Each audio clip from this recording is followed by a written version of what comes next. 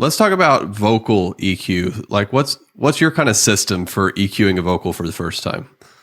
Yeah, the first thing is definitely cutting the lows, and that depends on whether I'm working with a male vocal or a female vocal. And some consoles don't have the option to dial this in super well. Sometimes, especially analog consoles, it's a fixed filter. You either engage it or you don't, and there's no adjustment for it. And a lot of those, the default is typically 80 hertz or maybe even 100 hertz. And you don't get much range out of it other than that. On a digital console, most of the time you can sweep around in that low frequency range. And I like to start somewhere between 80 hertz and 100 or 120 hertz for a male vocal. It depends on the tone of their voice. But anything below 80 hertz is really not doing you any good unless you're dealing with an a cappella group and you've got a really low bass, and that is the only thing in the sound system. That's the only time you want to leave the lows in there maybe. But other than that, yeah, you cut them all out. For female vocals, it's good to play around with somewhere between 100 hertz and 150 hertz. So you can take out more of those lows. And what that helps do is a couple different things. It gets rid of the natural rumble that might be going on and the throat noise and stuff that you don't really need. And also for handheld mics, like if I'm holding the microphone, it takes out some of that handling noise that can be transmitted, especially through some of the cheaper handheld mics that don't have good isolation. So it helps you in a lot of different ways. So you do that first, and then you use that boost, sweep, and cut method to take out the most offensive tones in that vocal range. And I struggled for years to get a good vocal sound and dial those in quickly. I was always fighting stuff. I was boosting highs to get more clarity. I was even boosting lows to get more body. There was a lot of different things I was doing. And what I realized is most of what I needed to do was get rid of the nasal tones or those shrill tones and get rid of the mud. And the rest of it just sort of naturally came together a little bit better. So that's the best way to do it. And really try to limit yourself to only a couple filters where you're really reducing a lot of problem frequencies.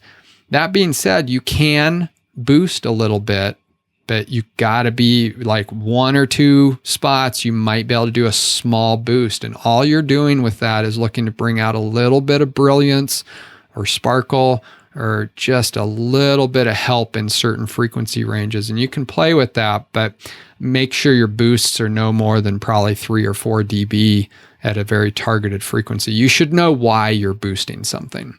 Otherwise just do cut only, and that'll get you most of the way there within a couple filters, really. Yeah, I've only really done one boost with vocals, and I use it pretty often. And I'll boost very slightly, like maybe 3 dB at the 12 kilohertz range, somewhere in there. Yeah. And that's just to add like some air, some brilliance like to the vocal. I don't know, it just makes it kind of sparkle to me. Maybe something that not everybody would notice, but it's something that I enjoy. And another question for you, like, I wonder if this is just my ear or is this something that's similar with you, is whenever I'm making those cuts in a vocal, I always find myself cutting between like 500 and 700 hertz or somewhere in that range in a vocal. Like I just don't like it. And so I cut it out by about negative 6 dB. Are you the same way? Do you find that area kind of offensive in a vocal? Yeah. 600 hertz just kills me most of the time. Yeah. So 600 hertz is almost gone immediately. 400 hertz, actually, it depends on the room and the system, but 400 and 600 are always offensive frequencies. I get really worried when I start cutting around 1000 and 2K in that range, because that's kind of the fundamental intelligibility range. That's where we get most of our articulation and all of those consonants and the ability to really understand what's happening. And so when I start cutting anywhere between 900 and 2.5K or something like that, that's telling me that I probably am chasing the wrong problem. I might not be.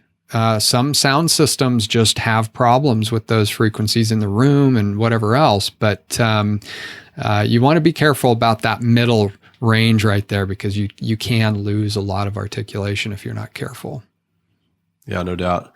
And I've also learned that like if you find yourself doing a bunch of EQ on like this certain vocal, that it could be like you could try a different mic and it might solve a lot of your problems. And it's really interesting because most of the vocals at our church will use this Sennheiser mic, that's around that $100 range. I don't know the exact model number, but then there's one vocal and it happens to be my wife. She uses the Shure SM58 because it sounds way better on her than the Sennheiser for whatever reason. I don't know. You just try it and you find out these things. It's interesting. Yeah, and even though a microphone might be listed, like even in the Shure series, the SM57 versus the SM58, they're essentially the same microphone with just a little bit of nuance in the construction, but it can be remarkably different how that sounds, or switching from a cardioid pattern to a supercardioid. The way the frequencies get picked up is remarkable, even in those cheaper microphones. I mean, you're talking about a Sennheiser, probably 835 or something like that, versus the SM58. They're practically the same. I mean, they sit on the same spot in the shelf. They're $100 mic, and there's really no major difference to them other than some of those tonal properties, and it can make a huge difference in your sound quality, surprisingly. Mixing sound seems complicated, but it doesn't have to be. Get access to our stress-free training to help you create great sound at church by visiting churchsoundmadesimple.com.